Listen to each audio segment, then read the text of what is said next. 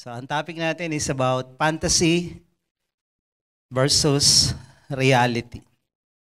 Ano yung pagkakaiba? Anong epekto nito sa tunay na buhay natin ng pantasya? Mahirap po yung nagpapantasya, di ba? Kaya kailangan nating pag-aralan kung ano yung mga do's and don'ts sa mga topic na to. Okay, so let's bow our head and let's pray. Lord, dalangin namin sa umagang ito, patuloy mo kaming turuan, kausapin, gabayan sa landas na gusto mong patutunguhan namin. Hayaan mo, Lord, bawat salita mo na aming pag-aaralan sa umagang ito, tumimo talaga sa aming puso't isip. Let the Holy Spirit speak to our hearts, na bawat salitang yan ay it will bring transformation, not only information. We pray that your very presence will be felt in this place. At hayaan mo, Panginoon, sa huling yugto ng aming pag-aaralan, Lord, yung destined purpose, yung goal namin sa pag-aaral na to, ma-attain talaga ng bawat isa. Palayain mo kami sa mga tanikala ng pantasya, kung ano man ito, at yung mga bisyo na nagdadala sa amin doon, tanggalin mo kami at ilapit mo kami sa presensya mo. Salamat po. We entrust everything to you, Lord, and we will give you praise, honor, and glory in Jesus' name. Amen. Amen. Sige, palakpakan natin ang Panginoon. So, na-discuss na natin ano yung danger na lagi tayong nasa fantasy world, kung paano man kayo pumapasok doon by means of bisyo, by means of games, drugs, ano pa, movie, music, sugal, lahat yan ay pinipid yung minds natin, yung soul natin. Lalo music music is the language of the soul. Kung ano man yung kinakanta mo, minsan, ang ganda ng tune, ang ganda ng timing, pero yung lyrics hindi mo alam na nag-a-affect na pala yan sa utak mo, sa kaisipan mo. Aside from that, merong tinatawag na subliminal messages yan. May mga hidden messages. Tapos, ewan ko lang, yung mga nauso noon na backtracking, pag pinlay mo yan backward, no? Merong mga messages na demonic. So, yun yung sabi nila. So, whatever, kung ano man yung doorway mo sa fantasy world na pinakita natin nung nakaraang Sunday, so we need to watch out sa mga bagay-bagay na yan. Dahil delikado. Ang ending nga niyan ay psychosis. Pwede kang mapraning, pwede kang mabaliw, pwede kang ma-demon possess. Dahil doorway yan, hindi lang sa fantasy world, kundi kay Satanas. So, how to maintain our freedom from fantasy? Kung nakalaya ka na, ito yung kailangan mong gawin. Kung hindi ka pa nakalaya, still, pwede pa tayong humabol. So, let's begin with number 1. Number 1, stay away from any fantasy world while you're still weak. Kung addict na addict ka, kunyari, addict sa droga, noong na kami nagbadak, talagang medyo radikal yung takot lang nilang matumba dyan sa gilid-gilid. Ang sumurrender unang batch, 200. Hanggang umabot kami ng mga 500, ang estudyante namin dyan sa Mayamot. At nakita nyo rito yon, nag-retreat sila, nakagraduate, tumayo sila dito. So, nung time na yon, talagang takot na takot sila sa kanilang buhay. So, nagturo kami ng mga Word of God, may lesson kaming binigay sa barangay para yun ang gamitin. So, kaming mga leaders dito ang nagturo doon tuwing Sabado at minsan Linggo pa ng hapon. So, itong mga taong ito na talagang addict na addict, nawalan sila ng choice kundi mag-submit sa patakaran na yon, or else good luck ka na lang, bye-bye Philippines, bye-bye world ka. So, ganun yung nangyari. Ngayon, yung iba naman, talagang kailangang i-rehab. So, sa rehabilitation, ano pong ginagawa? Ang ginagawa, may daily supply of 1 grams of pulbos, o ina-isolate sila, tinatanggal yung kanilang access sa kanilang drugs na kinukuhaan at paggamit. Ang ginagawa sa kanila, ina-isolate para hindi makabili, para hindi maka-access. So wala silang access doon sa kanilang doorway to fantasy world which is drug or shabu. Ano kaya pakiramdam ng mga nandun? Palagay niyo lang. Ano kaya? Ha? Siguro nanginginig yun pag umaga. Bato, bato, bato. Di ba? Asan ang bato? Almusal, tanghalian. Kasi kami lang, nung wala pang shabu nun, marijuana pa lang, tsaka cocaine kami nun. Social kami nun, cocaine.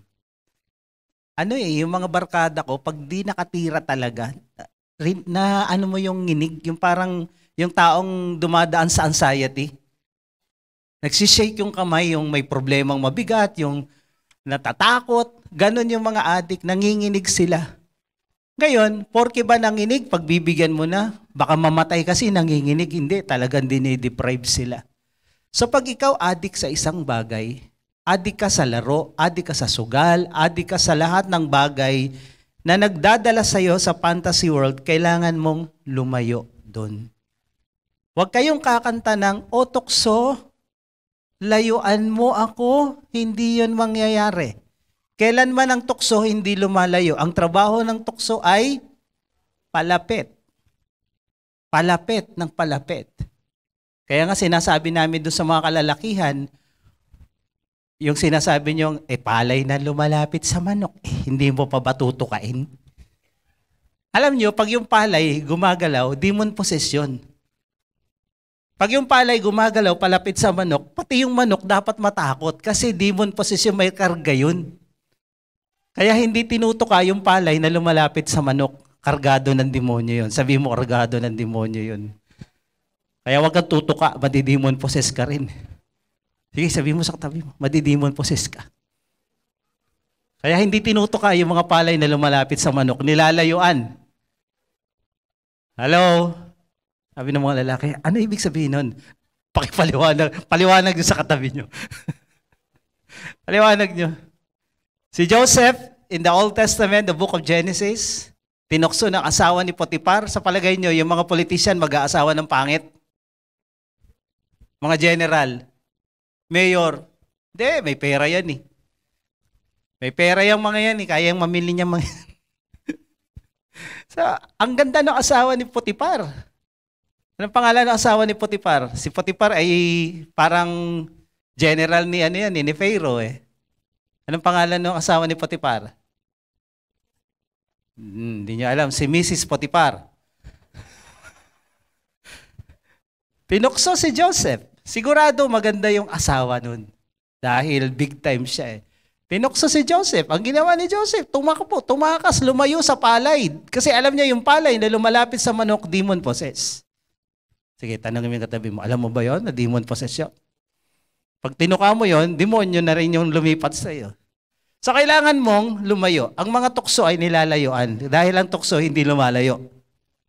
Ang trabaho ng tukso ay lumapit ng lumapit. Ang trabaho mo, lumayo ng lumayo. Huwag niyo akong tatanungin, Pastor, hanggang kailan ka lalayo? Ito, basahin natin itong Mark 9:43. Sabi dito ni Jesus, from the word of Jesus, from the mouth of Jesus, sabi niya, kung yung kamay mo ang magiging dahilan para ka magkasala, putulin mo. Next Sunday, sa anniversary natin, putol yung kamay mo. Sabi ni Pastor, wala akong sinabi ha. Putol. Baka putol lahat dito. So sabi rito, putulin mo, remove yourself from the source of temptation. Sa version na yan. Ang ibig sabihin ng putulin mo yung kamay mo, kung ano yung kunyari, sugarol ka, no? Talaga ang sarap naman mag-slot machine o magbaraha o mag-alog-alog ng bingguhan o kung tong eats, ang sarap naman ng swimming. Di ba, sarap mag-swimming yung walang tubig. Kung alam mo na yan ang kahinaan mo, huwag kang lalapit dyan. Lumayo ka dyan, putulin mo sa sa itinerary mo. Kumbaga, kung saan ka bumabiyahe, huwag mong daanan yan. Kunyari, ang kahinaan mo, yung mga kumikislap-kislap na ilaw na kahit hindi Christmas, di ba? Tapos may mga kumakaway-kaway na gano'n, hindi naman pala ka o pusa. Alam mo na, weakness mo, huwag kang dadaan dun.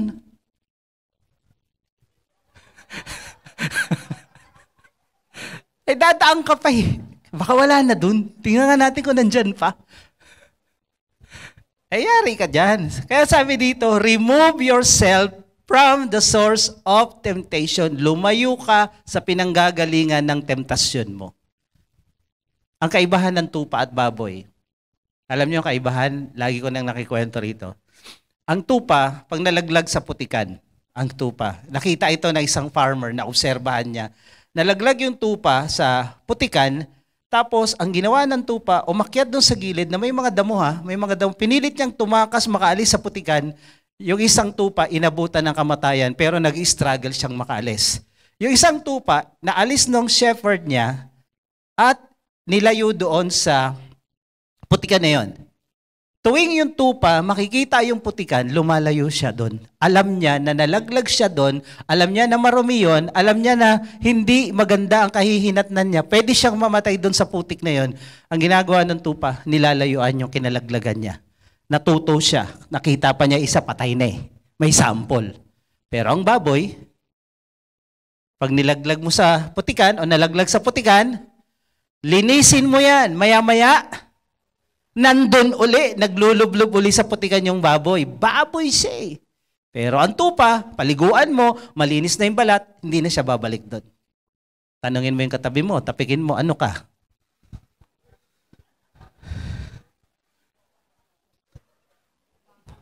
Tops o bobs? Bobs o tops? Ang baboy, bumabalik.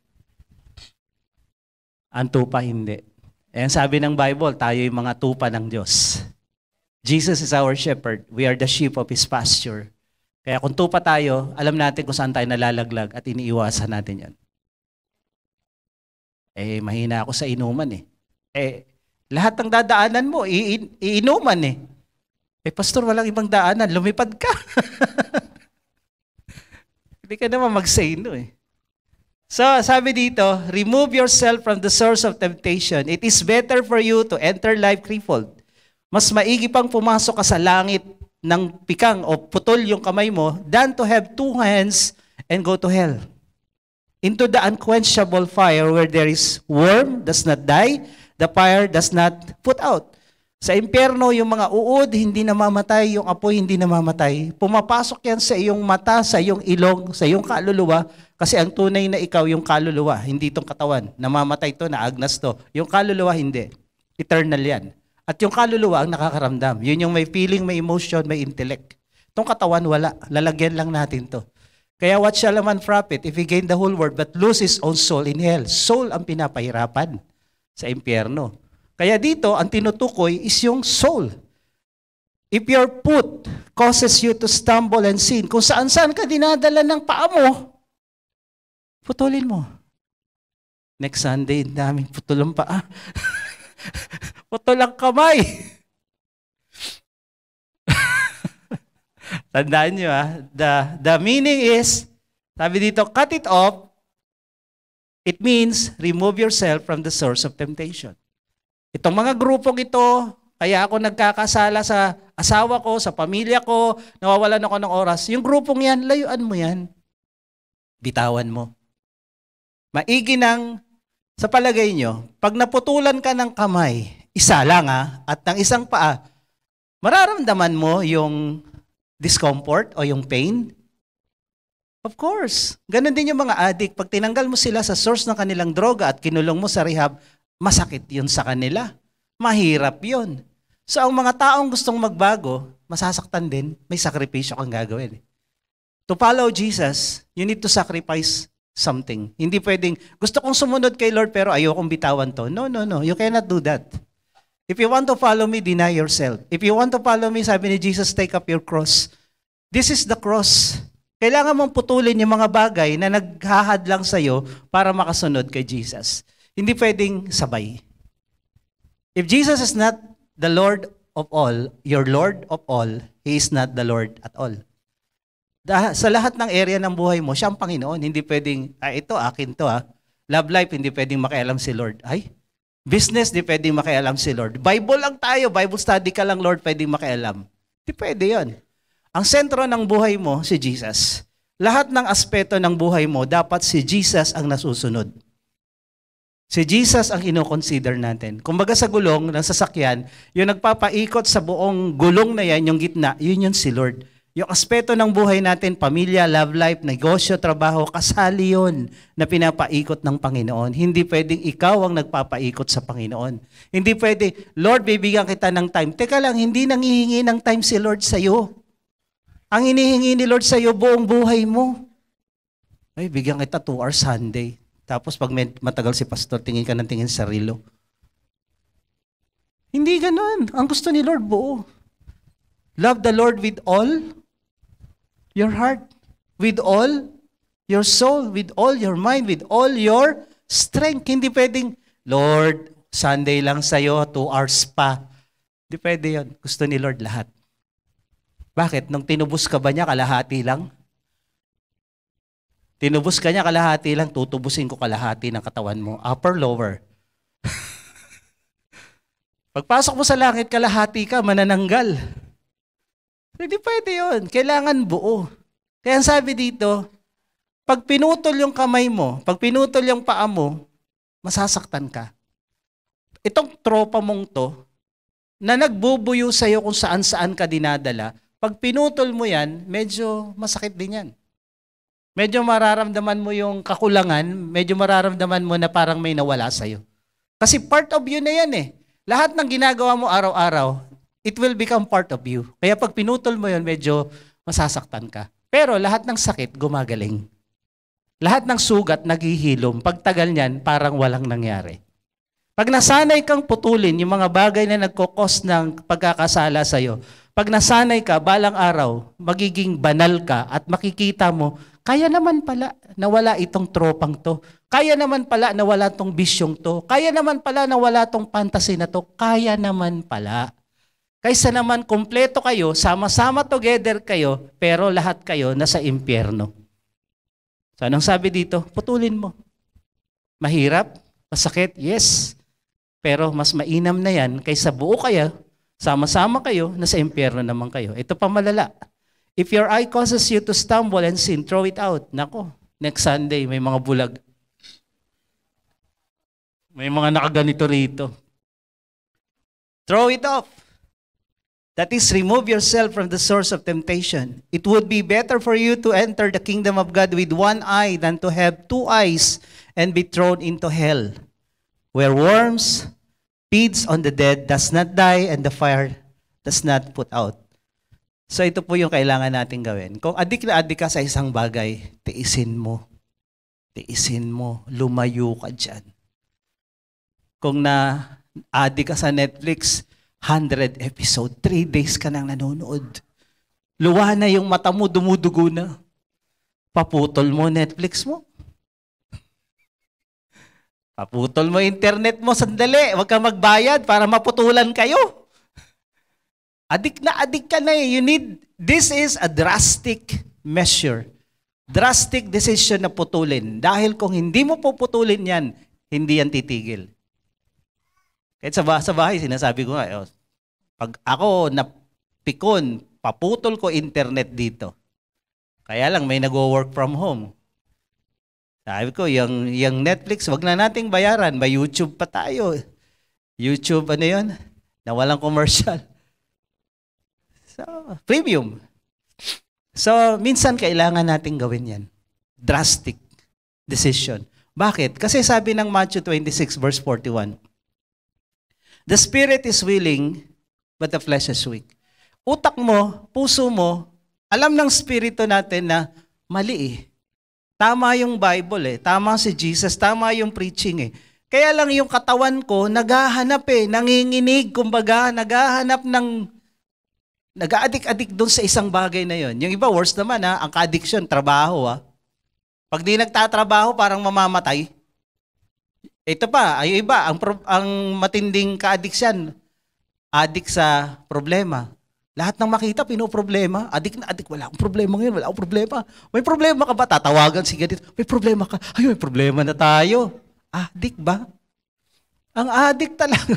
Hindi makapanahimik yan sa isang sulok na walang titirahin kung ano man.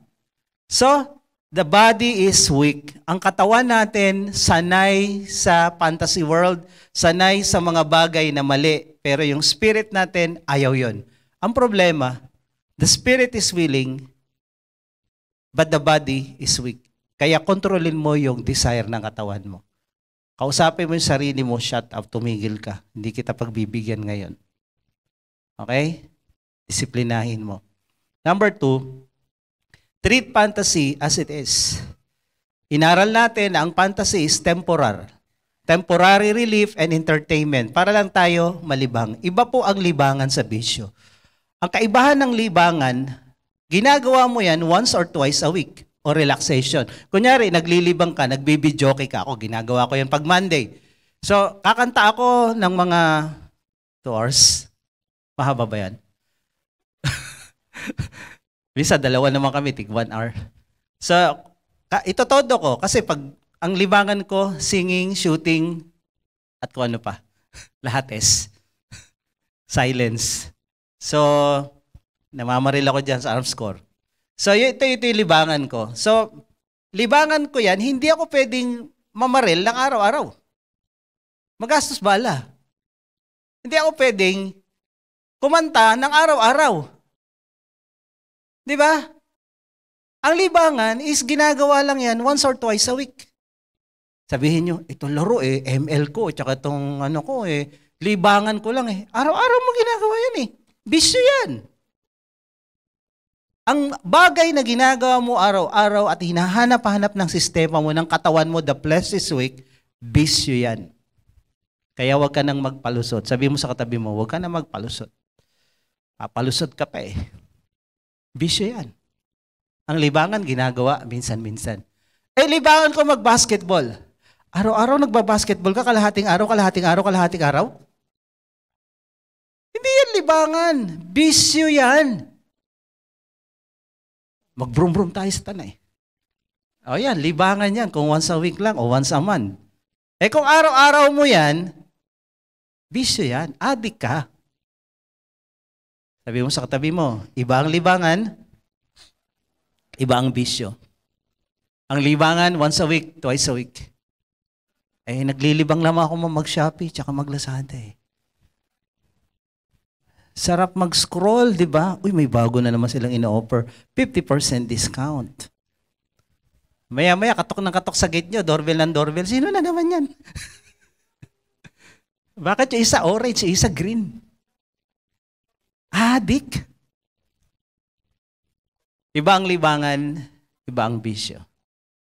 Okay? Ang bisyo, hinahanap-hanap ng sistema mo at gustong gawin araw-araw. Ang libangan, napagod ka the whole week, na-stress ka the whole week, ang dami mong ginawang trabaho, then kailangan mo namang magpahinga, maglibang, mag-relax. Dahil napagod ka the whole week. Pero napagod ako the whole day Kailangan ko rin mag-relax every day. Ilang oras? Ilang oras? So ito po, alamin natin, it depends on you. Kaya yung iba magpapalusot, bahala kayo sa buhay nyo. So basta ang libangan, ginagawa paminsan-minsan, ang bisyo, ginagawa lagi. Number 3, go for lasting solution to our stress and problems. At ang solution talaga sa lahat ng ito ay spiritual. Although, hindi lahat ng problema mo ay spiritual lang ang sagot. It is a combination of many things. Kunyari, depressed ka, may anxiety ka, nakakatulong na malaki ang prayer, worship. Pero may medicine ka rin dapat i-take. Dapat lumabas ka rin sa sinag ng araw. Hindi ka nagkukulong sa kwarto mong madilim. Dapat kumakain ka rin ng healthy foods. Nag-exercise ka rin. So, hindi lang panay spiritual, pero dominant ang spirit, ang spiritual natin. Dahil pag malakas ang spirito mo, even though the flesh is weak, pag ang spirit ay strong, natatangay pa rin yan. Napipilit pa rin, nahihila pa rin. So, go for lasting solution. Yung sugal, yung laro, yung droga, alak, ano pa, mga temporal lang yan. Pag nawala na yung epekto niyan, balik ka na naman sa dati mong problema. Harapin mo ang katotohanan, Harapin mo ang realidad at yung realidad na yan, ibigay mo yan kay Lord. Kasi may dalawang extreme. Ang unang extreme, takasan mo yung problema mo. Huwag mong harapin. Pumunta ka sa fantasy world. Yung another extreme naman is, harapin mo yung problema mo at magkabugbog-bugbog ka na, dugu-duguan, luha-luhaan, hirap na hirap ka sa buhay na you hate your life. At sasabihin mo, sana hindi na lang ako sinilang. Kagaya ni Freddie Mercury. I was never been born at all. Merong gitna. Okay? For example, si David. Nung dumating siya doon sa senaryo na kung saan si Goliath ay naghahamon ng gulo, ng away sa bansang Israel. Yung hari na pinakamatangkad at yung kuya ni David na susunod sa pinakamatangkad sa buong bansa, wala lang. Walang ginagawa. Yung problemang naghahamon sa kanila na higante, hindi nila hinaharap, tinakasan nila. At nabubuhay sila sa pantasya na one day ang higanteng yan bigla na lang maglalaho. Siguro kung may mga cellphone yon, may mga tablet, nagmo-mobile legend lang sila. Diyos si Goliath, yak mo. Basta dito panalo tayo rito sa loob. Dito tayo sa Plants and Zombie. Pag tinira natin ng cabbage yan, tumbayan mamaya. So, siguro kung meron lang ganon, nagpapantas itong mga soldalong ito na walang higanteng naghahamon, walang Goliath. Si David, nung nakita niya yon, teka lang, hindi pwede yan, may higante. So hinarap niya itong higanteng si Goliath. Ang sabi niya, hindi mo alam, akala mo, dahil lang dito sa batong dala ko at sa stick, tatalunin kita. Ang sabi niya, the battle belongs to the Lord. So hinarap niya yung problema, hindi niya tinakasan at nagpantasyang wala yun, hinarap niya sa spiritual na paraan. Doon sa Chronicles 20, naalala ko lang sila Jehoshaphat. Nilusob sila ng maraming bansa sa paligid nila. At nataranta yung bansang Juda. Sabi nila, patay tayo rito. Pero nagsalita si Lord sa isang prophet. Sabi niya, bukas pumunta kayo, harapin niyo yung problema niyo. Bumaba kayo, doon kayo tingnan niyo. Harapin niyo yung mga kalaban niyo. At panoorin niyo kung paano ko sila tatalunin. Ito ang sabi ng prophet, the battle belongs to the Lord. Ganito pagharap ng problema natin, ng stress natin. Hindi yung takasan o hindi yung harapin natin yung stress at maganda matay-matay tayo. Nakakamatay po ang stress, alam niyo yan? Ilan ang taong nakita ko na nagkasakit dahil sa stress? Alam ng mga medical practitioners, mga doktor natin dito at mga nurses, na pag ikaw na stress, nagsa-shutdown ang iyong immune system, nagsa-shutdown lahat. Ako, alam ko yan dahil suki naman din ako sa stress. Ngayon nga lang nag-a-adjust na ako. Pag na-stress ako, yung tiyan ko sumasakit. Yung iba, pag na-stress, nabobloated sila, nagko-constipate sila. Ako lang kasi umiinom ako ng maraming mga fiber, psyllium fiber, kaya hindi ako naggaganon. Pero yung iba, nagko-constipate kasi nagsa-shutdown to. During stress kasi, ang nangyayari, yung flight and fight mode umiiral, yung adrenaline rush. Kunyari, nagkasunog, nagre-release na adrenaline yan. Mabubuhat mo yung rep. At during nagbubuhat ka ng rep, hindi ka napupups. Nasubukan nyo may nasunugan na alala pa niya, napupups ako, buhat ko yung rep, baba ko muna. Wala, kasi nagsa-shutdown lahat yun. Hindi yun kumikilos. Stop muna. Ngayon pagkatapos ng adrenaline rush, at saka uli, nawawala yung energy, yung adrenaline, back to normal na yan. Pero pag yung stress mo, tuloy-tuloy, suki ka ng stress, at yung stress mo araw-araw nandiyan dyan, tuloy-tuloy na nagkakaproblema ka dyan sa system mo. Ang immune system mo, ako nagkakaroon ng mga allergy, namamaga yung mga ko, pag tuloy-tuloy, yung tiyan ko. So ito, alam ko yung mga palatandaan. Ngayon, pag yung immune system mo hindi gumagana, yung mga cancer cells mo, dumadami. Tapos yung mga sugar sa katawan mo, lalo na mahilig ka sa matamis, nagpipid yun. Dumadami sila. Tapos yung puso mo naman, kung hindi naman sa cancer, sa puso mo naman, bigla na lang yung heart mo, nag-iiba yung, kaya nga ako, umabot ako ng 70/40. Na-ER talaga ako nun. 70/40. One time, 180, 140. Grabing stress. Nakakamatay po ang stress. Sabihin mo, nakakamatay ang stress. Iba-iba ang ginagawa ng stress sa katawan. Pwedeng mag-cause ng cancer, pwedeng mag-cause ng heart attack, ng high blood, at kung ano-ano. Kasi yung immune system mo, yung internal organ mo na damage. Kaya anong solusyon kung na-stress ka, may problema ka? Harapin mo? Hindi. Harapin mo nakasama ang Diyos. Kagaya ng ginawa ni David kay Goliath, hinarap niya, sabi niya, kasama ko ang Panginoon, siya ang aking weapon. Sila Jehoshaphat, ganun din. Hindi mo tatakasan magpunta ka sa fantasy world, harapin mo kasama mo ang Panginoon. Paano? Meron po akong ilang bagay na gustong i-share dito. Number 1 is prayer. Number 2, meditation, worship. Number 3, Sabbath. Okay? Balikan natin yung Matthew 26:41. Sabi dito, keep watch and pray so that you will not give in to temptation. For the spirit is willing but the body is weak. Paano daw yung spirit magiging strong, magiging ma-overcome niya yung weaknesses ng body mo, ng katawan mo, ng flesh mo? Anong solusyon? Ano daw gagawin? Pray. Pag ikaw na stress, ang dami mong problema, pray. This is the solution. Walang immune sa stress, walang immune sa problema. At yung sinasabing prayer dito, hindi yung, Lord, bless the food, wala na akong problema sa pera, wala na akong problema sa pagkain, bless the food, Lord. Hindi ganon. Lord, i-bless mo kami sa business namin. Yung malalim pong prayer. Yung lumalalim ka sa spirit world, nakikipagniig ka sa Diyos, nakikipag-usap ka, na to the point, ito yung problema mo, bumiyahe ka ng medyo malayo-layo na sa spirit, yung problema mo, nalayo ka during your prayer dahil lumalim ka. Hindi yung, nandito problema mo, nag-pray ka, nandiyan pa rin, pagdilat mo, nandito pa rin. Walang nangyari. Hindi ganon. Ang tunay na prayer, nalalayo ka sa problema mo. Ang tunay na prayer, nawawala yung problema mo sa utak mo, sa puso mo.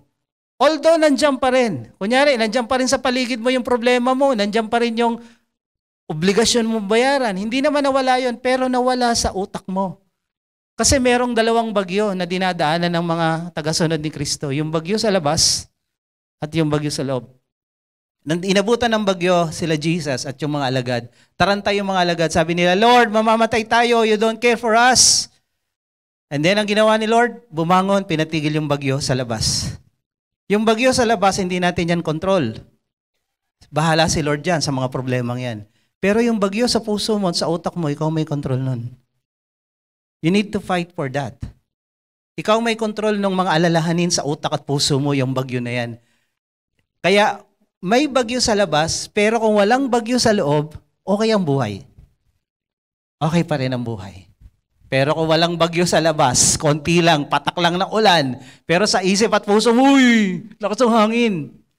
Patay tayo dyan. Yan ang nagkokos ng kung ano-anong sakit, na-stress tayo. So the spirit is willing. How you will make your spirit strong? Pray. Si Jesus na to Diyos na nagkatawang tao. Kaya nga ang tanong, bakit si Jesus kailangan pang mag-pray?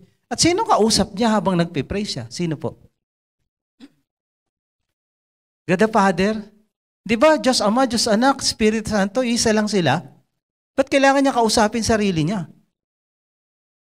Bakit po?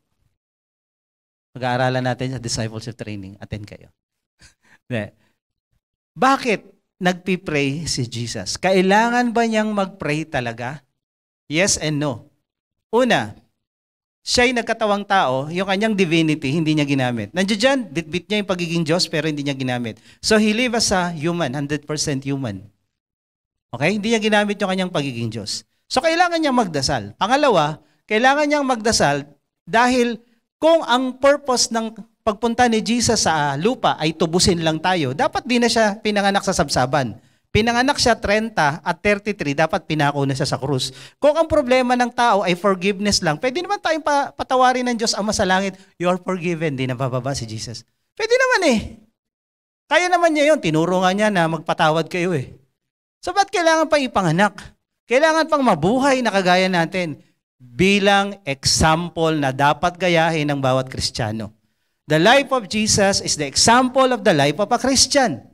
Kung paano siya nag-pray, ganun din dapat tayo. Diyos na yan, nagkatawang tao, nag-pray pa, ikaw. Mas magaling kay Jesus.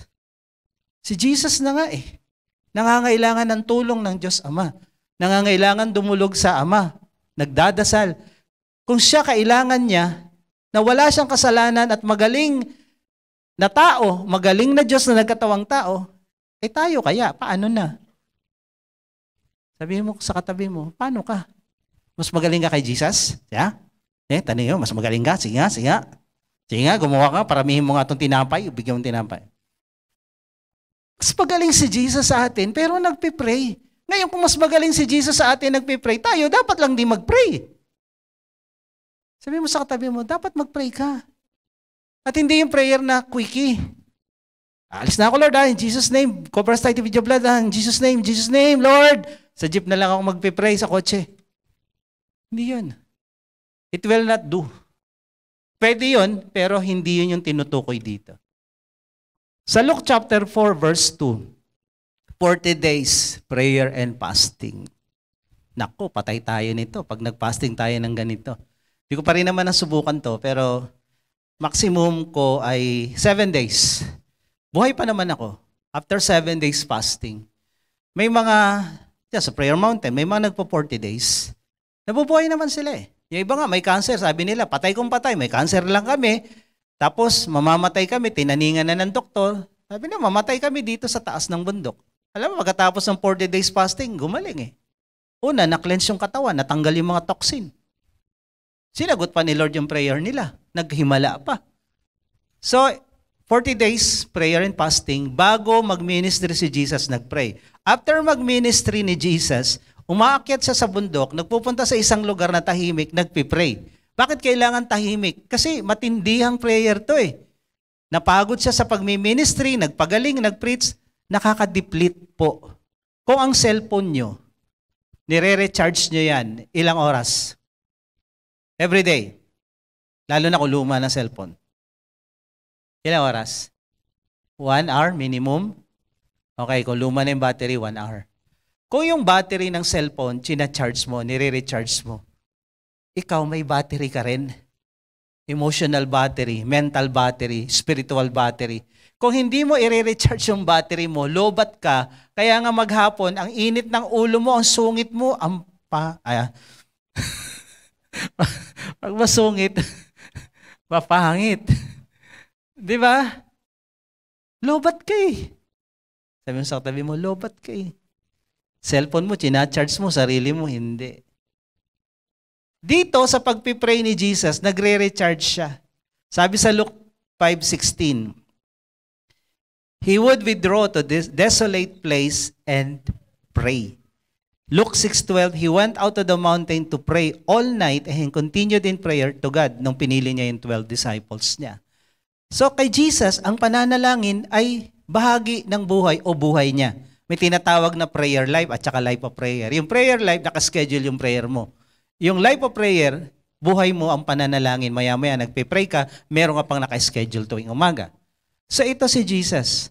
Ang nangyayari pag nagpe-pray tayo, sabi ng 1 Peter 5:7, casting all your cares, all your anxieties, all your worries, and all your concerns once and for all on Him, for He cares about you with deepest affection and watches over you very carefully. When you pray, yung word na cast, ibato. Sa Greek yung word na cast, ibato mo sa Diyos ang lahat ng alalahanin mo, lahat ng stress mo, lahat ng problema mo, ibato mo sa Diyos dahil siya ay nagmamalasakit sa iyo. Pag binato mo na, kaya nga sabi ko kanina, ang tunay na prayer, andito yung problema mo, lumayo ka sa prayer mo, lumalim ka, nalayo ka sa problema mo.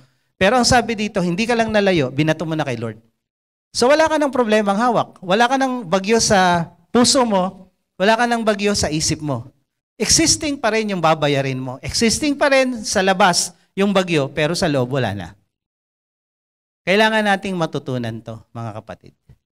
Iba to kay Lord. Try nyo lang. Magulo yung bahay nyo, medyo tensionado. Alis ka, punta ka sa CR. Punta ka sa isang tahimik na lugar, mag-pray ka.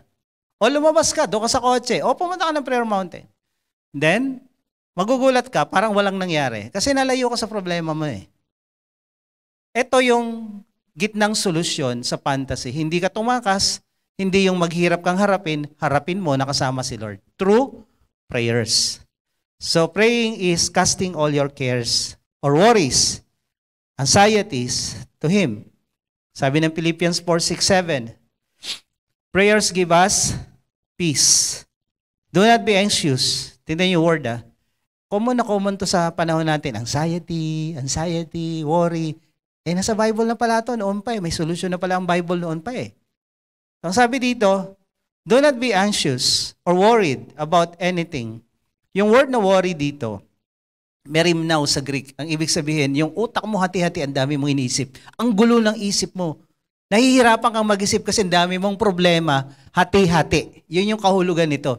So, do not be anxious, do not be merimnao, hati-hati utak mo, ang dami mong inaalala about anything, but in everything, in every circumstance and situation, anumang kalagayan mo, malungkot, mahirap, masaya, maraming problema, by prayer and petition with thanksgiving, continue to make your specific request to God, and the peace of God, that peace which reassures the heart, that peace which transcends all understanding, that peace which stand guard over your hearts and your mind in Christ Jesus is yours. Pag nag-pray ka ng ganitong prayer, hindi ito yung madali ang prayer. Hindi ito quickie prayer. Ito yung malalimang pagdadasal, at least 1 hour kay God. No? Nawawala itong mga stress mo, yung anxiety mo. Ito lasting. Hindi ko sinabing forever na wala. One time, big time. Kaya nga ang sabi ng Bible, ganito kayo magdasal, di ba? Tinuruan tayo, give us this day our daily bread. Bakit day, hindi week? Kasi, kung week ka magpipray, give us this week our weekly bread. Ilang beses ka magpipray? Once a week. Kung daily, every day. Kung ikaw maglalaro ng mga gadgets, gagawa ng kalokohan, magda-drugs, yung fantasy world na solusyonan yung problema mo habang may amats ka, habang naglalaro ka. Temporal lang yan. Mawawala din yan, maya-maya na onte. At pag tanggal ng tama mo, alam niyo yung hirap ng flashback, ang hirap nung bumaba yung tama, ang hirap ng pakiramdam nun. Alam na alam ko yun. Pero ito, pag ikaw nag-pray, mahaba-haba epekto nito. Kaya kang i-sustain the whole day. And then the next day, pray ka na naman, okay na naman, laban na naman tayo, panalo na naman tayo dahil the whole day ang epekto nito.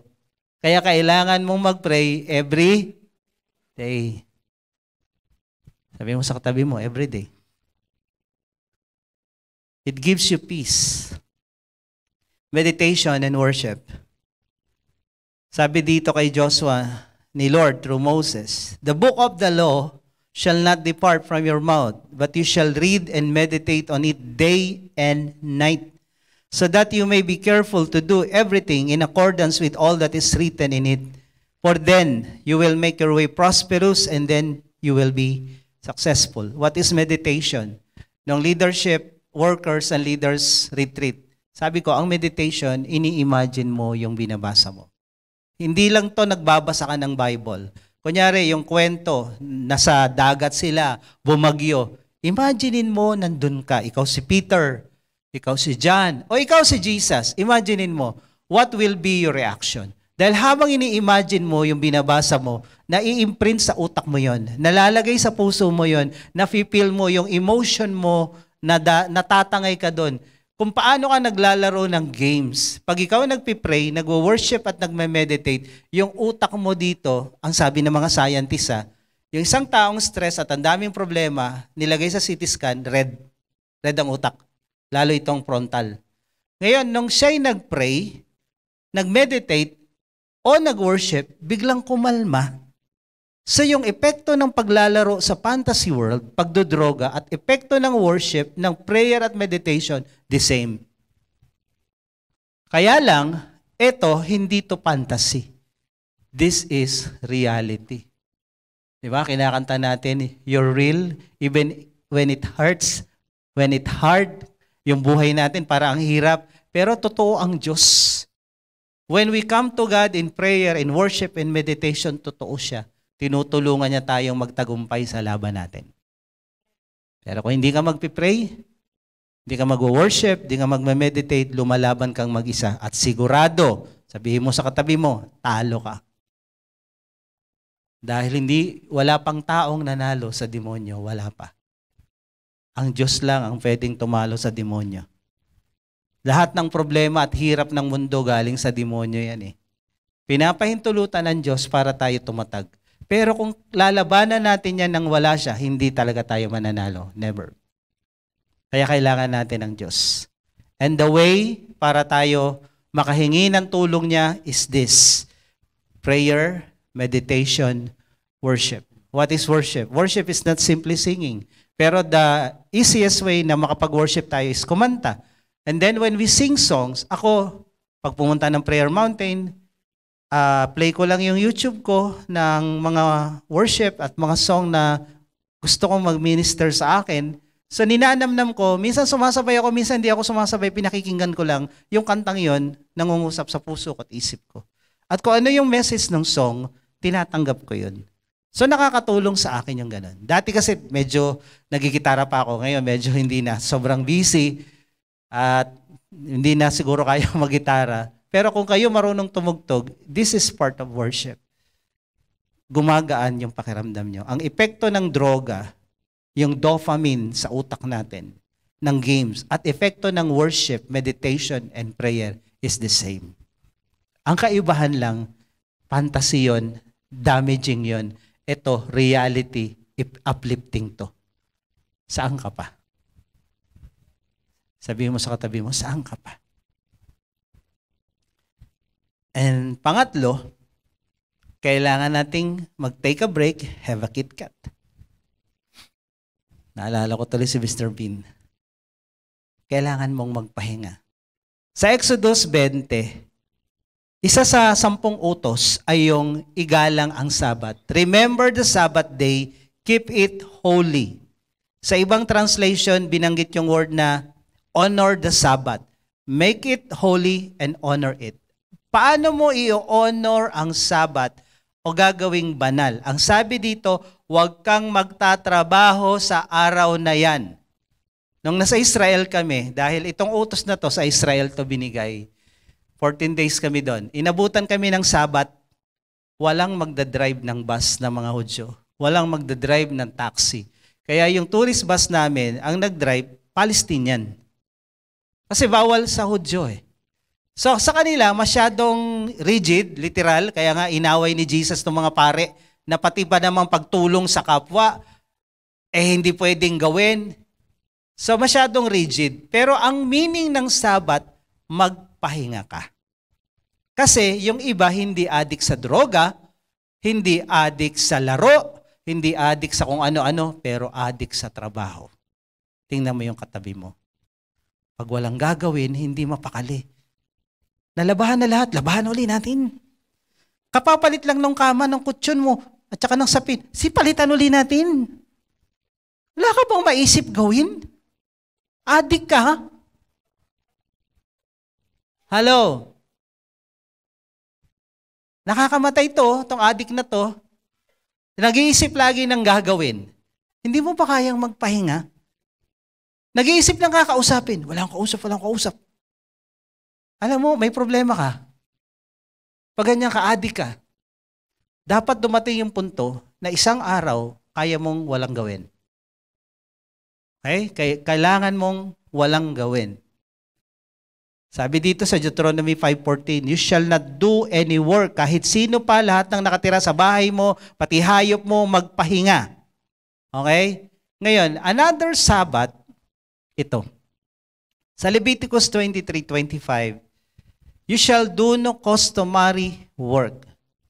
Ibang klaseng Sabat to. Yung isang Sabat, wala kang gagawin. Ito namang Sabat na to, ang gagawin mo, yung hindi mo laging ginagawa. Kunyari, ang trabaho mo, magtinda, maglaba, ganito. Sa araw na to, hindi mo yun gagawin. Hindi ka gagawa ng any ordinary work na lagi mong ginagawa everyday. Ang nakaka-stress, yung araw-araw mong ginagawa at araw-araw mong problema, gagawin mo yan for 7 days, 24/7, a week. Nakaka-stress talaga yan. Kaya ako, ang pahinga ko Monday, supposed to be, Monday. Pag Monday, hindi ako mag-iisip ng ituturo ng Sunday.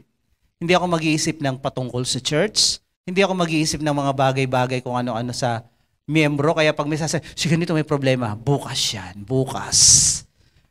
Ay si ganito, puntahan natin, bukas. Aawayin ko talaga siya pag pinilit niya. Ang Monday ay do no customary work. Ayokong mag-isip patungkol sa church. Siguro bandang gabi na, dahil papunta na ng Martes, ang ginagawa ko, mag-gardening. Yung mga alaga kong isda, yung alligator gar ko na kanitong kalaki, iniisip ko sino papakain ko. Dahil may nalaglag na ibon, kinain. Sabi ko, pasaway na miyembro kaya, kasya kaya sa bibig nito. Iba ginagawa ko. Hindi yung usual na ginagawa ko from Tuesday to Sunday. Iniiba ko yung utak ko. Kaya nga pag kami bumabiyahe na ibang bansa, iba environment, iba yung mga taong nakakasalamuha mo, iba yung daily routine mo na wala ka, nakakatanggal ng stress yun. Kaya huwag kang addict sa trabaho. Sayang kasi hindi kikitain. Huwag kang mag-alala, yung kita mo kulang pa pag nagkasakit ka. Tapos namatay ka pa, jackpot. Huwag kang mag-alala.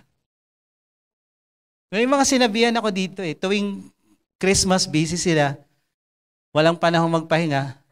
Pagdating ng January, nakapahinga sila sa ospital. Ubus pera nila, hindi pa sila nag-enjoy. Sabi ko, why don't you go out and rest? Paminsan-minsan kung kaya ng pera mo. So yun, natuto sila.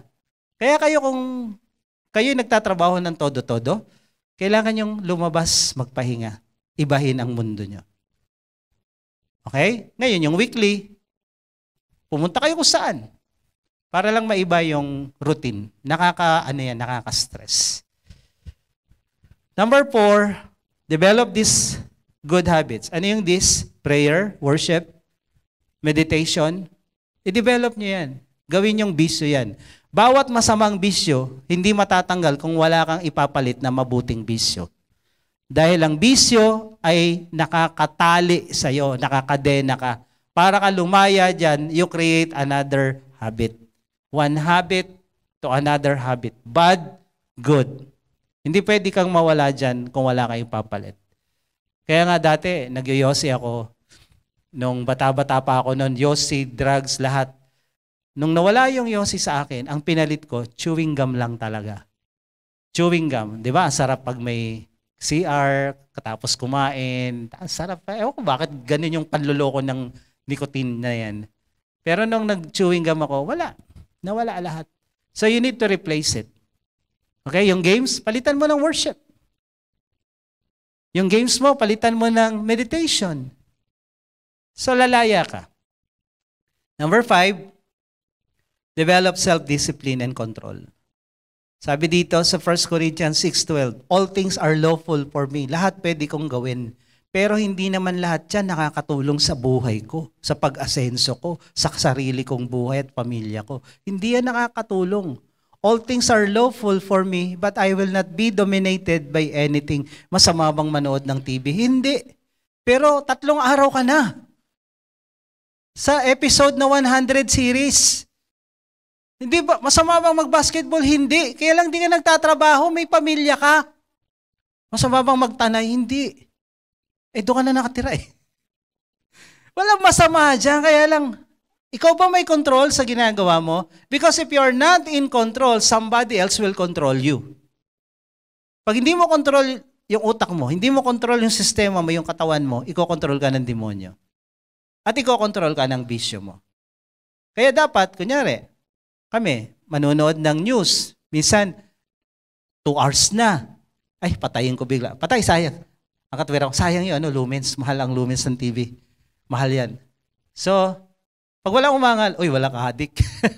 Pag may umangal, uy, adik. Malalaman mo yun Hindi niya na-control. So, sa Bible, ang self-control ay bunga ng Espiritu. The Holy Spirit na nakatira sa atin. The more na ikaw nagpipray, the more na ikaw nag-worship, the more na ikaw nagme-meditate sa Word of God, ang Holy Spirit nagkakaroon ng control sa iyo. At pag yung Holy Spirit nagko-control sa buhay mo, nagkakaroon ka ng self-control. Dahil pag wala kang self-control, somebody else will control you, lalo ang demonyo. Kaya importante yung habit na ma-develop natin, prayer. Lastly, magkaroon tayo ng balance, life, and growth as a person. Kanina binanggit ko nga ito yung schedule ko na sana matupad araw-araw, linggo-linggo. Ang weekly ko is Monday is rest day. Yung rest day ko, hindi talaga yung walang gagawin. Sabat ko na don't do customary work. Hindi ko gagawin yung trabahong church. Hindi ko gagawin yung counseling. Si ganito, puntahan natin. No. Aawayin ko talaga siya. Pag pinilit niya yon, gusto mo ikaw pumunta, ako hindi pupunta. Gulo talaga yan. Because this is my Sabbath, Monday. I honor the Sabbath. I make it holy. Sa Israel, Sabado ang Sabbath. Sa amin, hindi pwedeng Sabado. Sabado matrabaho, Linggo matrabaho. Kaya Monday. So, Tuesday to Sunday, work days yan. Pukpukan yan. Then Monday, rest day. Relaxation. Punta akong, mag-shooting, magkakanta. Pero, Monday lang yun. Pero, sa daily ko, ilang oras tayo araw-araw meron? 24. So, normally daw, ang tulog natin 8 hours. So, 24 minus 8. Okay. Work, pag walang overtime, 8 hours. Wala pa dyan yung break time. So, another 8. So, 16 hours na yan. So, may matitira ka pang 8. Pag binawasan mo yung lunch, break, tsaka yung 8 hours mo magiging 6 na lang kung kasama sa trabaho. So, you have 6 hours a day to do what you want to do. Pag binawas mo yung prayer, kunyari, kami, 2 hours, prayer, meditation, worship. So, yung 6 ko, magiging 4 na lang. Manunood pa ng news. Di ba? So, ilang oras na lang? Kakain ka pa. Wala pa dyan exercise. Kung magbibisyo ka, ubos ang oras mo. Sayang ang buhay mo. Kaya nga, you divide your time. Sabi ng Bible, learn to number your days. Ngayon, dagdagan natin, learn to number your time. Dahil alam mo may 8 hours ka na sleep, 8 hours work, dapat yung another 8 hours, huwag mo sayangin sa tambay o kung ano-ano. Minsan tayo, ang asset natin para yumaman oras. If you will use your time, yung iba, di ba, may mga negosyo kayo na pwede nyo namang iwan. Kagaya namin, may tindahan kami, may clinic. Pero, may trabaho pa kami. Nagmamanualize pa po kami. Nagpe-financial advisor pa kami, naghahanap pa kami ng client. Hindi kami magsasayang ng oras na makipag-usap, tumambay, dahil wala kaming magawa. Hindi, no. Masyadong magastos ang buhay namin, kaya kailangan namin kumita ng malaki. So, hindi kami nagsasayang ng oras. This time is very important. Kaya kung kayo maraming oras, gamitin niyo yan para sa spiritual na bagay at sa pag-unlad ng kabuhayan niyo. Dumiskarte kayo. Huwag sinangin. Hindi na yan may babalik. Okay? Last verse na babasahin ko sa Luke 2:40 about Jesus. And the child grew, referring to Jesus Christ, and became strong, filled with wisdom, and the favor of God was upon him. And he went down with them and came to Nazareth and was submissive to them, and his mother treasured up all these things in her heart. And Jesus increased in wisdom, in stature, and favor with God and men. Ito po si Jesus. Jesus na to meron siyang spiritual growth na tinatawag. He grow in favor of God. Nagpipray siya, nag-worship siya. Alam natin yun, dinaanan natin kanina. Mentally, ang kanyang utak ay punong-puno ng katalinuhan. Hindi siya nagsasayang sa walang kwentang pag-iisip. Emotionally, socially, submissive siya sa kanyang mga magulang. Favor with men, socially. Physically, nag-grow siya, physical. So kung si Jesus ay nabubuhay ngayon, wala kang masasabi. Nag-exercise siya, masunurin siya sa magulang, nagtatrabaho siya, perfect talaga. As an example. So tayo, since si Jesus ang ating role model, we need to set our goals in all aspects of life. Kaya nga, yung iba, nag-enroll na yata sa Marlon. Diba? Parang kailangan na nating mag-enroll ulit. So, kailangan mong i-manage yung time, i-divide mo yung time mo sa produktibong mga gagawin. Huwag kayong magsayang ng oras. Sabi mo sa katabi mo, huwag kang magsayang ng oras. Yung mga makwento, bawas konti. Yung mga nangangatidila pag walang kausap, magtatatawag o magchat-chat, bawas konti. Okay yan, socialite yan eh. Kailangan natin ng social interaction para magkaroon tayo ng healthy mental attitude sa buhay. Kailangan din natin yan. Kaya kailangan lang balance. Dahil isa man dyan, magkulang ka, hindi na balance. Isa lang dyan, ang masobrahan ka, hindi na yan balance. Kaya mahirap mag-balance. Kung ikaw tumutuloy sa alambre, gumalaw ka lang na konti rito, laglag ka na. You need to balance your life. Amen. Huwag niyo kakalimutan yung prayer, meditation, worship, magpahinga ka. Okay? Sabihin mo magpahinga ka. Dahil ang pahinga ay recharging. Kaya kung kayo nagtatrabaho at sasabihin walang day off, huwag na kayo mag-apply. At sana nga kung ang day off ay Sunday para one time, big time, family day, God's day. Kasi mahirap tong kultura ng mundo natin ngayon. Marami ngayong mga kumpanya na walang paggalang sa Sabat. Walang paggalang sa Diyos. Diyos nga na mahinga eh, sila walang pahinga. Kaya yung mga workaholic dyan, tantanan nyo na yan. Mahirap maging addict sa trabaho. Nakamamatay yan, nakaka-stress yan. Okay? Yun namang walang trabaho, tamad naman, addict sa higaan, ay bumangon naman kayo. Magpalit naman kayo ng pwesto. Okay? Tayo. Okay. Sino po yung mga ngayon lang naka-attend dito? First timer po. Meron po ba tayo? Meron po ba ngayon lang naka-attend? Pakiwagayway nga ang inyong kamay. Taas po. Hindi ko makita. Meron po ba? Okay, first timer po tayo. Kung meron po, baba po kayo rito kung meron.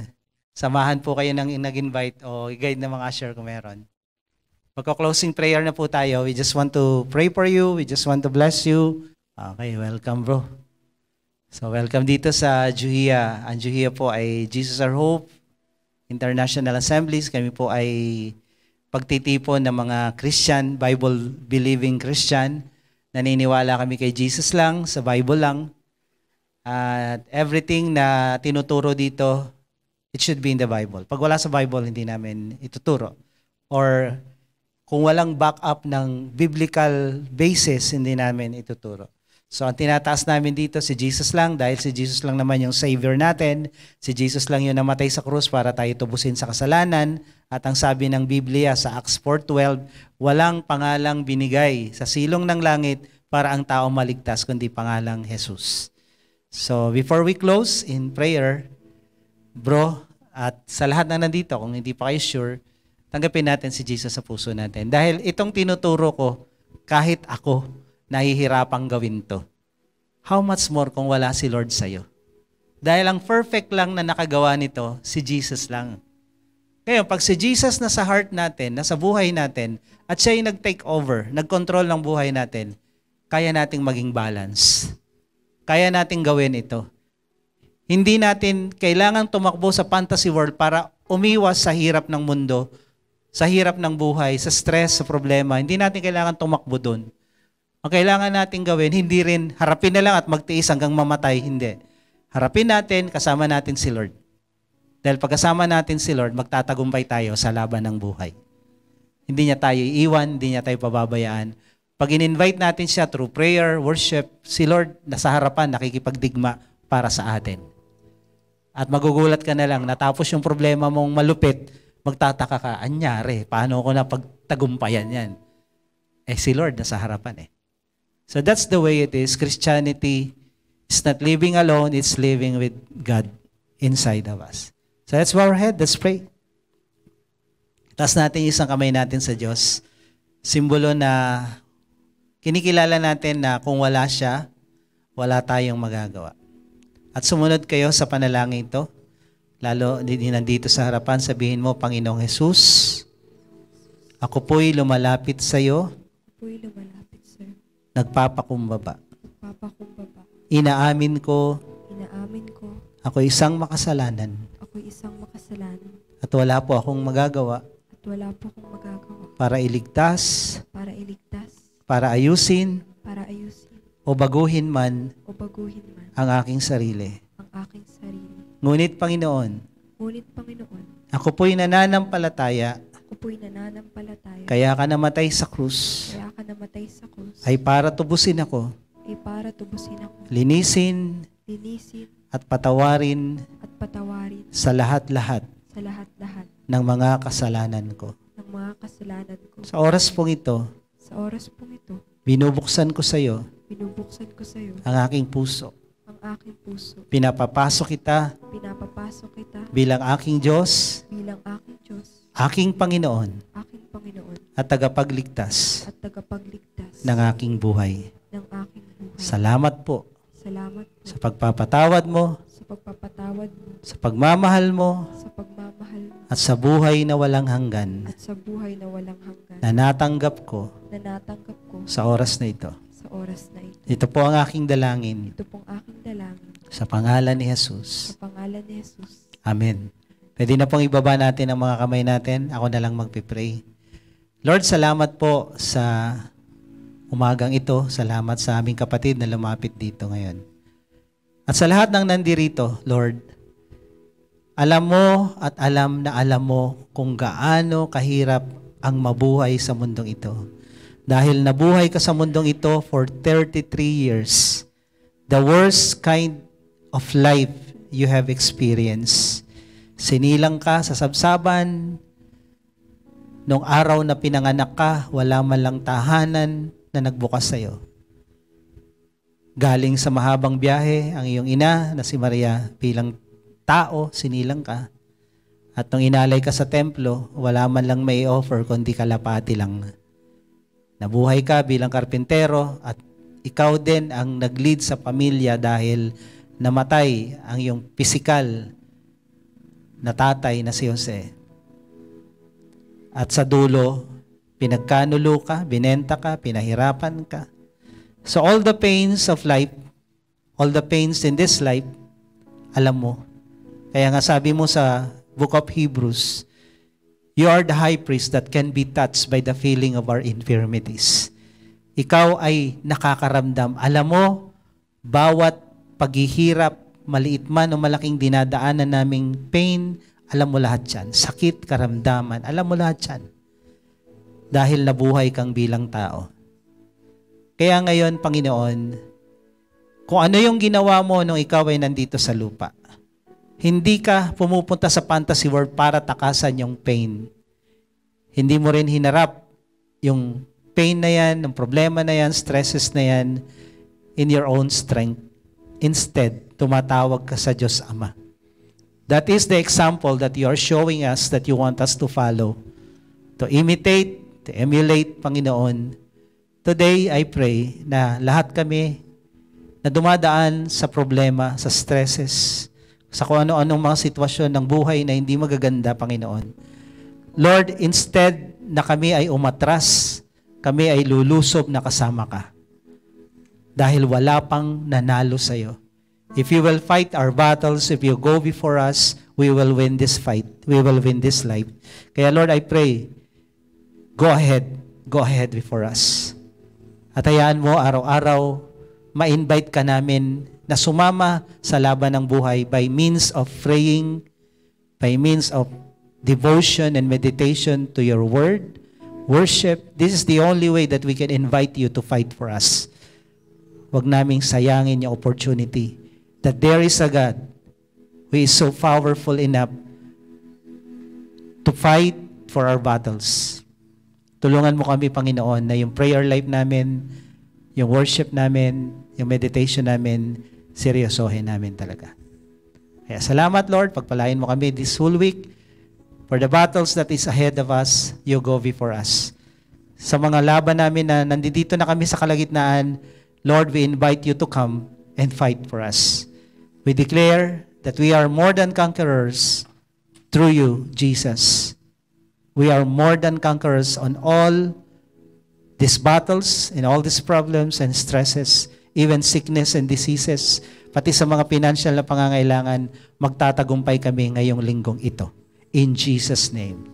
Kaya salamat, we give you praise, We give you all the glory and honor. Thanksgiving, Lord, in Jesus' mighty, mighty name. Amen.